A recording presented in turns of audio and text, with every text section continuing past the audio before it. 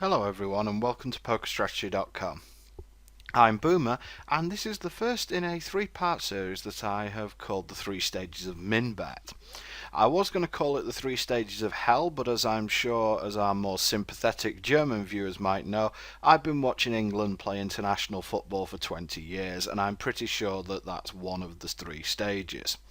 So this is mainly going to be a review of a session I played on PokerStars recently, and I'm going to focus mainly on what I consider the 3 stages of any singular session. First off, it's going to be a 3-part series this, and as mentioned it's going to be on PokerStars, but we're going to focus on the 3 stages that I discussed, being the start of the session, the middle of the session, and ending the session. And the most important part of that for me is going to be on the mindset of how I am thinking and essentially what I'm thinking throughout the entire session. Your mindset in poker is exceedingly important. You hear the term A-game bandied around pretty much all over the place these days, and what it solely relates to is how stable your current mental aptitude is at the time and whether you are completely focused on what you're doing.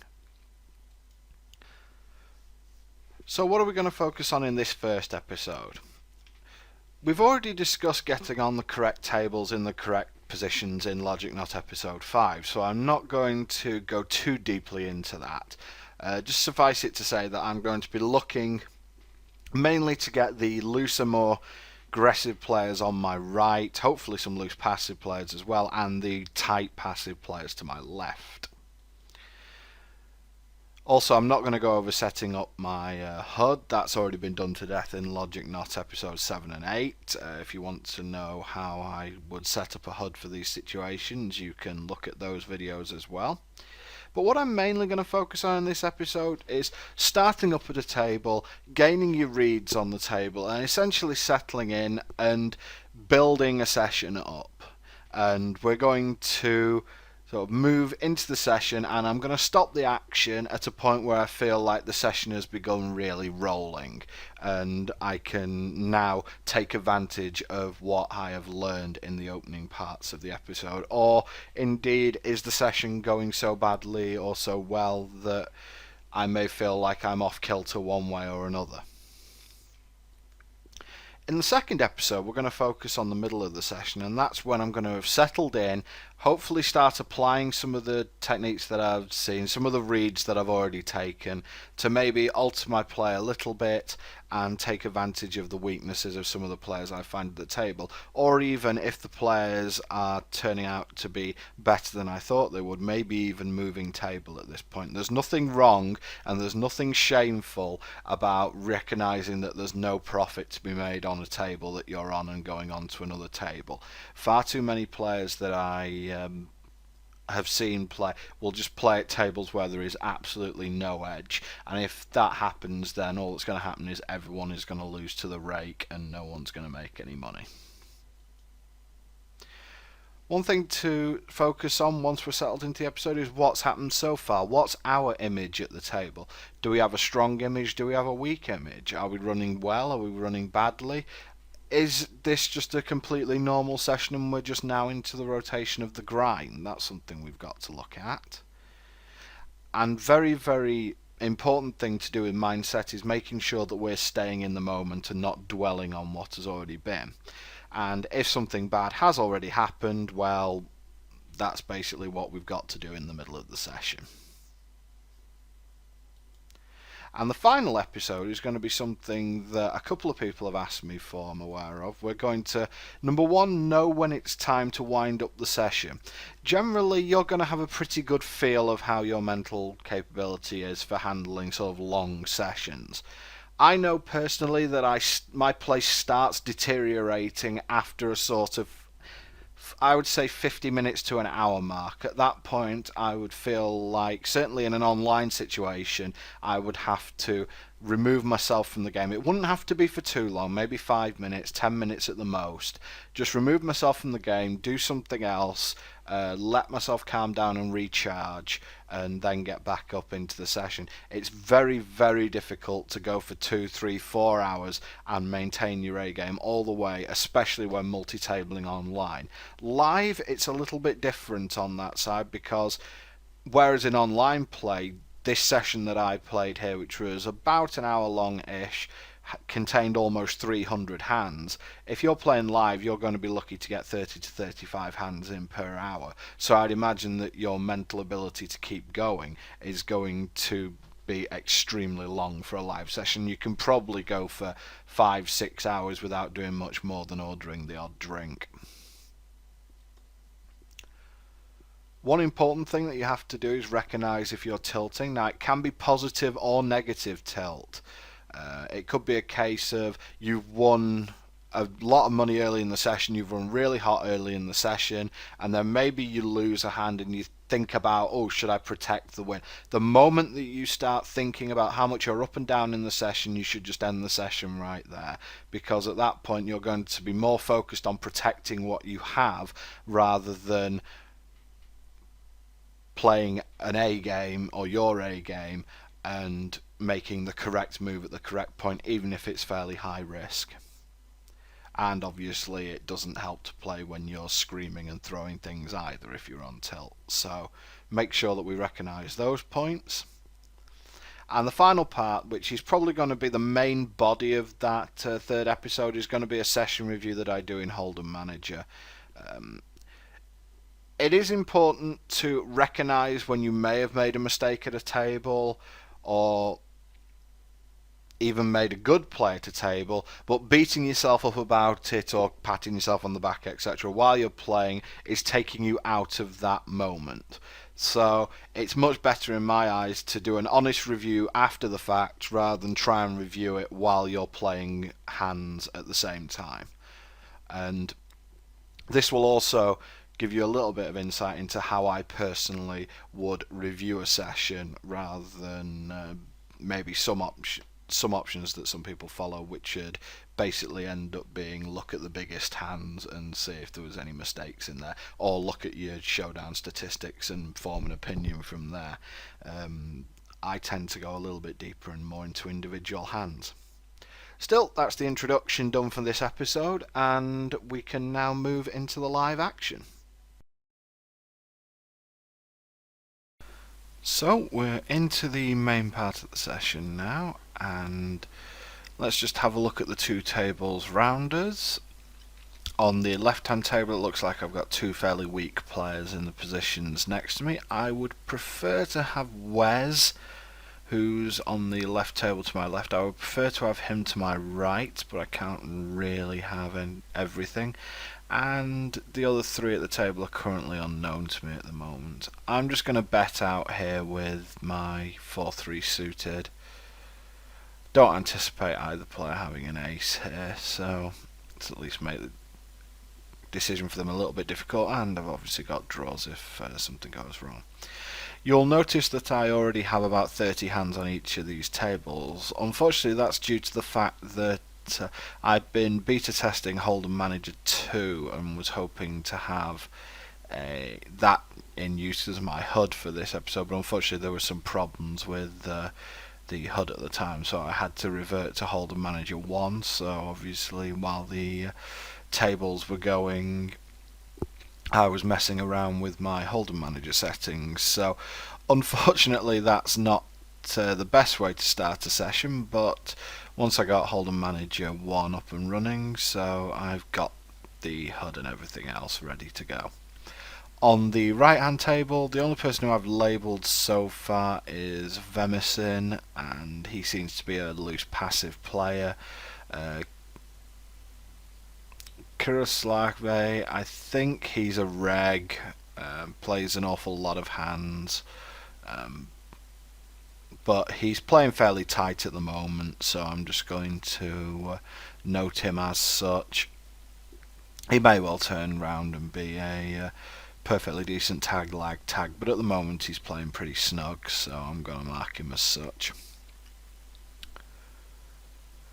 Left hand table, just noticed that Zipfly limped with 10-4 suited, so That immediately gets him another green mark, and this table's beginning to look pretty good on the left hand side.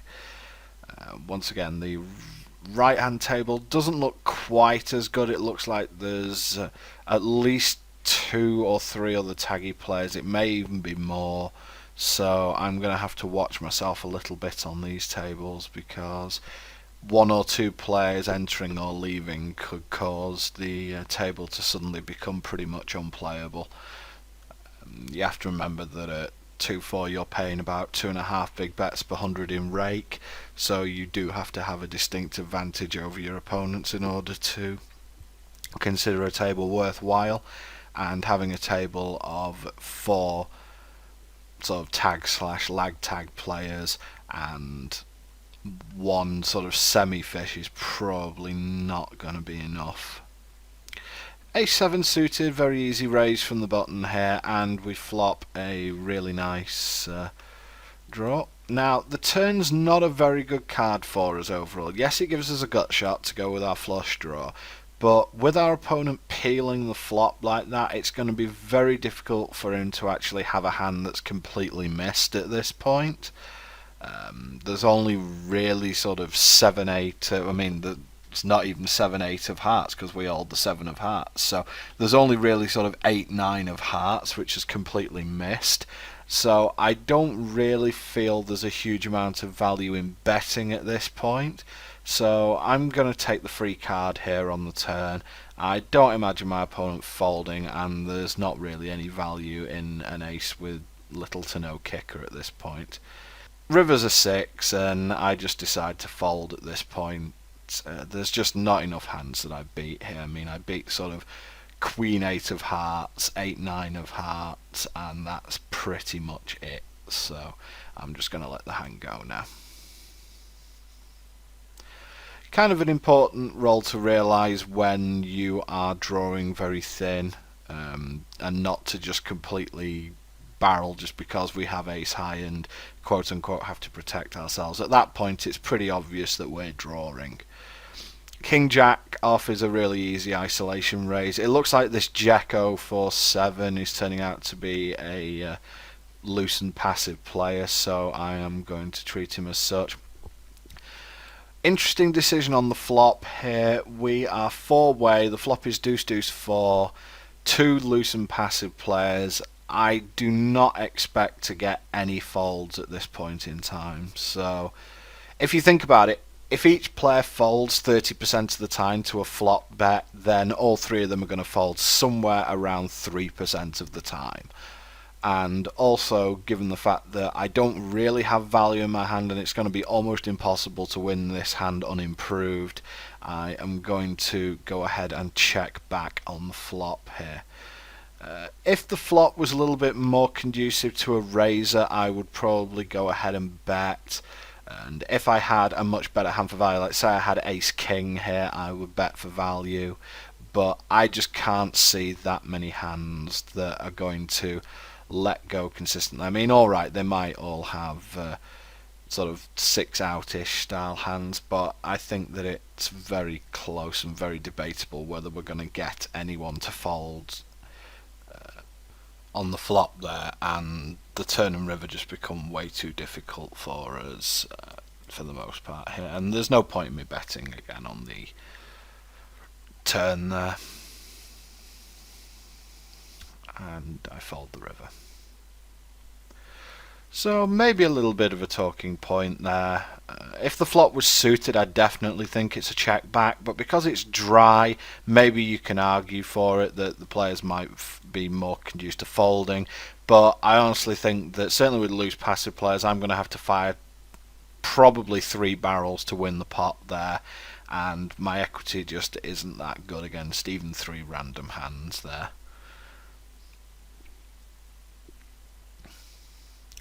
So we're going to move on, just checking out the hands that are going on the right hand table.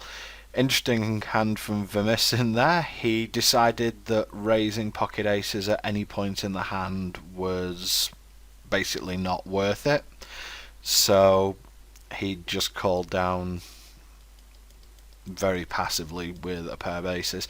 Now this could be something that we can exploit later on, because if he's taking exceedingly aggressive actions with draws and being really passive with made hands, then obviously this is something that we can really take advantage of. Right, moving on to the left hand table quickly. Standard isolation raise with Queen 10 suited. And I'll just wait for Mr. Maximo to decide what he's going to do.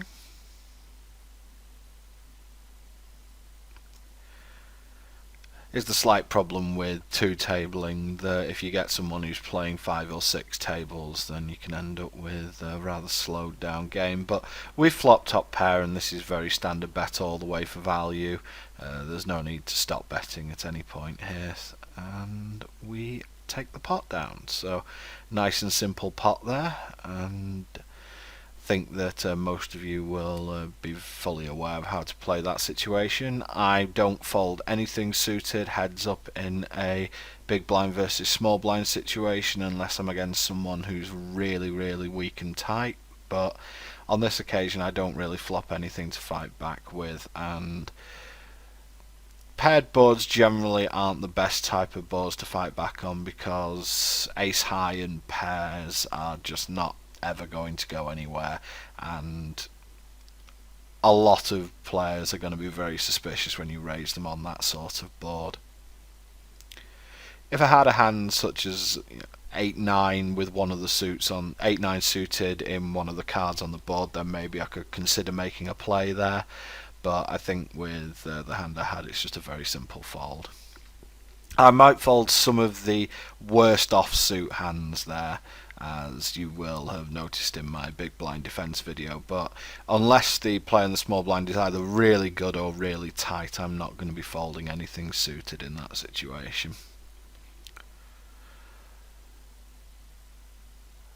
Okay, easy open on the right hand table from the bottom with 5-6 suited.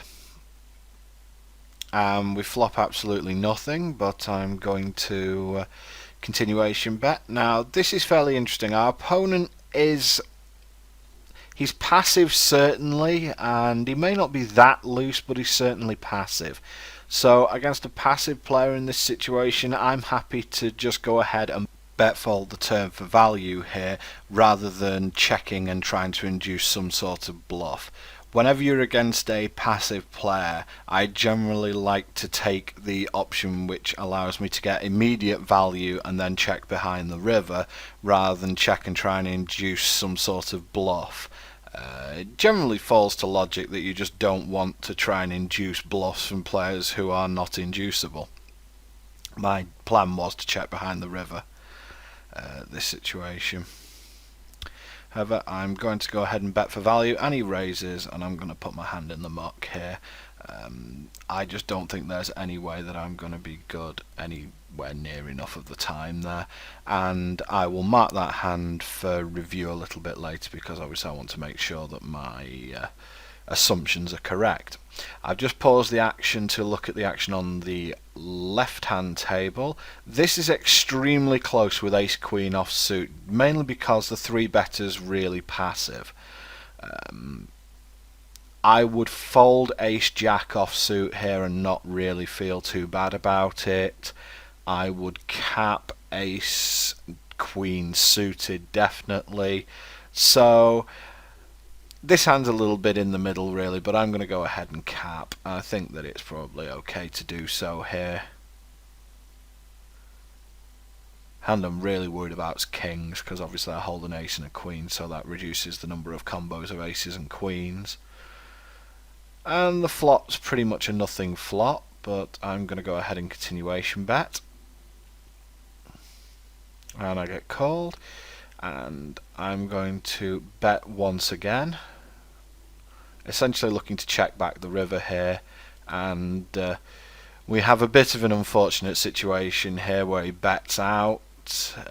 I can't really see him betting with ace 5 here or a hand like that. I can't think of any 5s in his range really, unless he's one of these types who just takes massive aggressive action with any sort of pair, in which case we could give him pocket 2s, pocket 3s I suppose, But most of the time here, I think we're looking at either a hand he's turning into a bluff just out of pure frustration, or maybe a sort of weakish pair style hand he's not too sure how he wants to play, or he's backdoored into a flush. But at this point, the pot's huge. I'm getting 10.5 to 1, so it's a pretty standard payoff at this point in time. And he backdoored into his flush, which is a little bit unfortunate. And on the right hand table we have ace king, and I'm going to cap it up here as well. And once again we missed the board, but I'm going to lead a continuation bet. Here on the turn I have a bit of an interesting decision here. I would have expected Minotaur to raise if he had a major part of the board here, and Vemisin has shown so far, to me at least, there was a hand before I turned off the camera where he played aggressively with a draw, and he played fairly passively with a made hand. So I'm not really expecting to get punished for going for thin value on the turn here, and if I can push out Minotaur row here, I can get position and check back the river and hopefully win at showdown against Vemisin. So enough good things can happen by betting on the turn here, even though I do have a strong draw, that I can just go ahead and bet here, still with a little bit of value. And he does fold, and fortunately I hit the stones on the river. And we get bet into. This is an obvious raise, of course, but it's pretty interesting to see what happens when we do raise. Yeah, Vemisin goes ahead and folds. Now that's a little bit interesting to me, because I feel like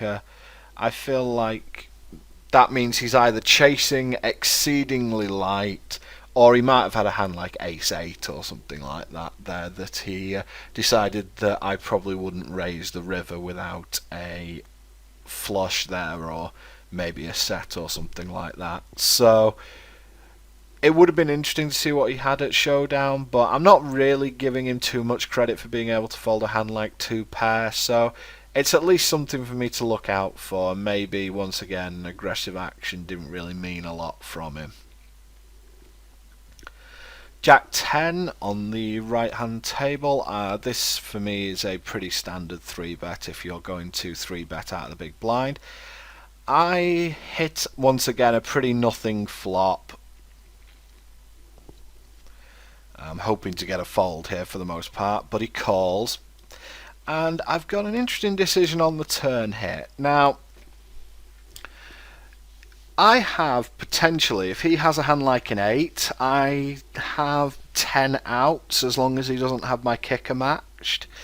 And the problem is for me here, if I bet and get raised, it's a bit of a disaster, because if he has an ace, I'm drawing horrifically thin.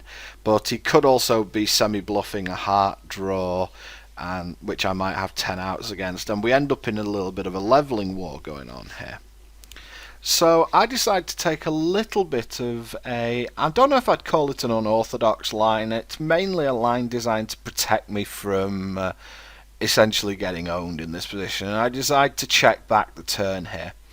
Now, if you think about it with a check, a lot of the time what happens is that you're protecting a showdown hand.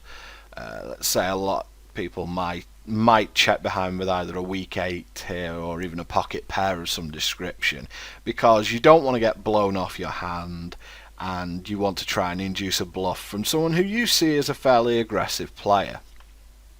Now, this guy, I feel, is pretty aggressive, and I feel he could semi-bluff me, potentially off my hand. But the other thing is, if you're just checking back hands that you are 100% going to see showdown with, then your opponent should adapt by never bluffing on the river. So you're essentially making his decision easy for him by checking. If you do check back with the occasional draw, your opponent still does have to have the thought that, well, maybe you do have some kind of draw in your hand as well. I might check behind with something like King High here as well, just looking for a showdown, just throwing that in as a idea. Where a hand like Queen Jack, which is theoretically a better hand, I may just go ahead and bet because I'm not too concerned about being blown off a good draw or the best hand when I have Queen High. So it seems like a fairly decent hand to go ahead and bet with. But with this hand where I have potentially up to 10 outs, my opponent isn't going to be peeling that wide on this flop. I feel like I can go ahead and just check here and hopefully pick up one of my outs on the river in a small pot. So I think about it for a bit and do actually click the bet button twice, and then suddenly realise that maybe checking's a good idea here. He bets the river, I'm going to call, and it turns out he had a pretty huge hand there on the river. So I think overall that hand was played fairly well, just with the knowledge or the ideas that I had at the time, which was essentially my opponent has peeled on a board that's extremely hard to peel. I have a hand which I really don't want to get blown off, and as part of my checking range I shouldn't be going to showdown 100% of the time with my checking range. Meanwhile, spot the deliberate mistake on the left hand table. I probably should have peeled there. Having the ace of hearts, I think it was probably a decent enough board to peel.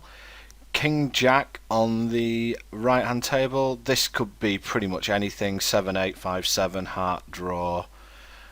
9's not a particularly good card, but I'm going to peel one more off, and now I'm going to fold the river because too many of the draws have come in over the turn and river for me to do anything about it.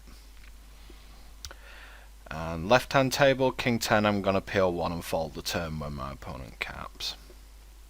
And I've been 3-bet again with pocket 6s on the right hand table.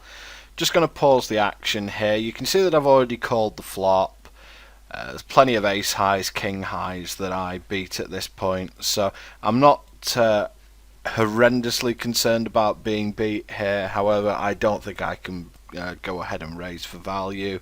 So at this point my plan is just to show down. I would probably fold if 2 broadways came between the turn and river, but for the moment I am looking straight towards showdown and hoping to induce a bluff from my opponent. So let's resume. That's a good card for me on the turn, so I'm going to peel 1 more. And the river's also a good card, so I'm going to call. Unfortunately, it wasn't that good of a card because my opponent backdoored his flush again. So we're not running particularly well when it comes to it this session, but there wasn't really anything we could do about it on both fronts. We played both hands correctly, and our opponents have just backdoored us there. So it's important at this point in the session to realise that I want to make sure that I'm concentrating on every single hand, not the couple of hands which have gone where I've run particularly poorly against my opponents. I mean, that happens to everyone, so you really have to be very much aware of how you are at this moment. And I was feeling fine at this point, even though I'd taken a couple of rough hands. Gonna go to the left hand table. We have a very standard isolation play here with ace jack offsuit, and we're going to wait for Weds to come around and decide what he's going to do at this point. And he folds, and we get 2 calls, and it's a very standard continuation bet here. We have flopped an ace, which is really good. And we're going to continue to bet for value. I'm going to come back to the note that I'm making on the right hand table very shortly, but I'm going to bet once again. My opponent calls, and on the king my opponent bets into the 2 of us and wait for Shelley B to fold. Now, what would you say that this would normally be? Versus an opponent that I don't know tremendously well at this point, my guess is going to be he either has a hand like King 8, maybe an option, he may have king queen, he may somehow have got to the river with it, but I'm really feeling pretty pessimistic at this point, and even though I've got top pair and a really good kicker, I'm just going to call here. I just can't see him making this bet as any sort of really daft bluff. I mean, he may have a hand like 9-7 or something like that, which he's just turning into a daft bluff, but because our hand at this point is nothing more than a bluff catcher, there's not really much point in me putting in any further action apart from just calling. So I do call, and he shows me pretty much the worst played 6-7 that I've ever seen. So at this point it's very easy to really go off kilter and find yourself pretty much in a position where you have to dump the whole session because you're just no longer in any mental state to play poker. But what I found interesting as a way to actually pull me away from thinking about hands such as this which have happened is Vemison made an interesting play on the right hand table while I was falling for it in this hand, and he actually bet an unimproved ace high on the river.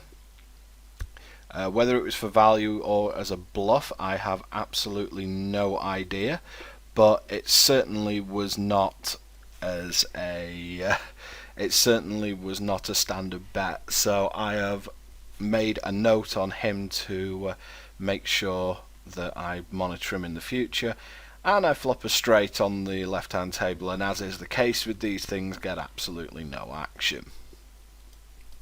So feeling a little bit rough at this point, it has to be said, but there's still plenty of time left in the session, and I felt like I had an edge on these tables over the players I was up against, and these things sort themselves out in the long term, you would think.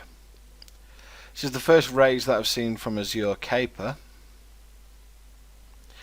and we get a call from Shelley B, and interesting decision, but I decided to go ahead and 3-bet rather than call 2. I think the hand plays a bit better 3-way than it does 4-way. It really starts losing value when you go multi-way. So if I can isolate some dead money and take advantage of what I presume to be an equity edge over Shelley B, then I'm going to be perfectly happy putting in a little bit of extra money here. Unfortunately, Wes does come along for the ride, and I continuation bet with ace jack, and I get raised. I consider this a pretty standard 3-bet here. I have top pair and a nut flush draw, so even against a hand like pocket kings, I have a bucket load of equity, and I certainly feel like I'm getting equity advantage from someone at this point. So 3-betting is absolutely standard here. And he comes over the top and caps, which is really unfortunate, and now I'm essentially hoping that he's going mad with the king of diamonds. The pot is exceedingly big on the river, so there's absolutely no scope in my mind anyway for folding, so I am going to just have to pay off on the river and hope things are good. And unfortunately he flopped a set, so pretty unfortunate, 2 massive hands colliding, and unfortunately I miss all my draws, so rather unfortunate situation. But there's something that we really need to look at this point.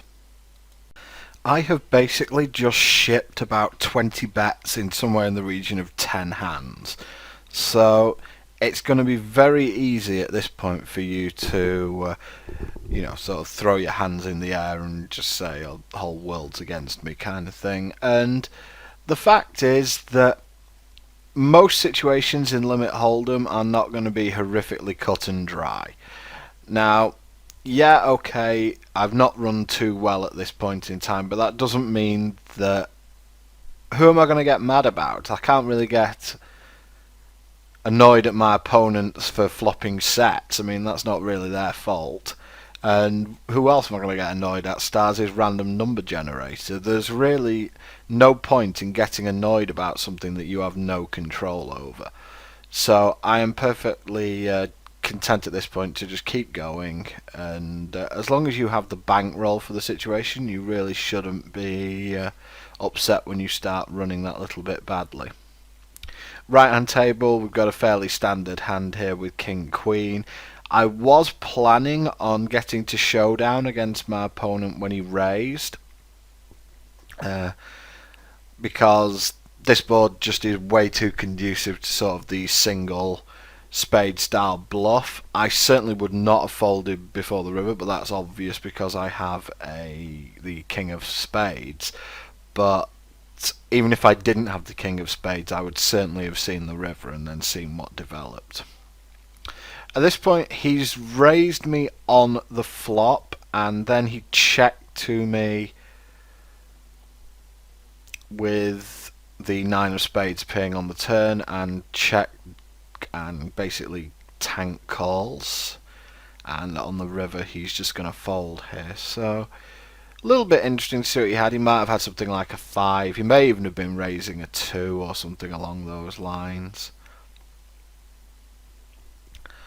Ace King on the left hand table doesn't come to anything, unfortunately. But now at this point I am trying to concentrate at getting back into the game at this point, making sure that I'm not making any stupid errors due to essentially anger, and basically just trying to keep in the game. One of the best things that I've noticed for that is when you come across a hand that you feel like you want to analyse that a little bit later, I actually keep a pencil and pad by my computer.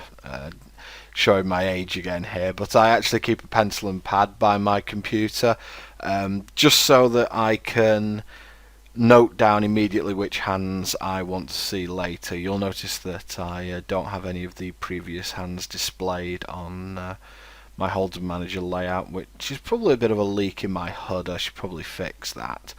However, the very action of writing something down on a notepad takes your hand off the mouse, and it also kind of breaks the cycle of potentially dangerous thoughts that are in your head, because you end up forming a little bit of a break and you have to make that mental move to write something down, and during that time you are able to, in essence, calm your mind that little bit and work towards the goal of essentially keeping yourself in that moment.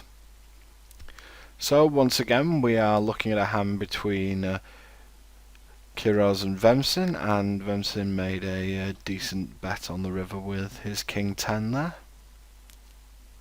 and Kiroz paid him off with ace high. So not a huge hand to be concentrating on there, nothing really out of the ordinary, but at least it's something that makes sure that we're concentrating on the players.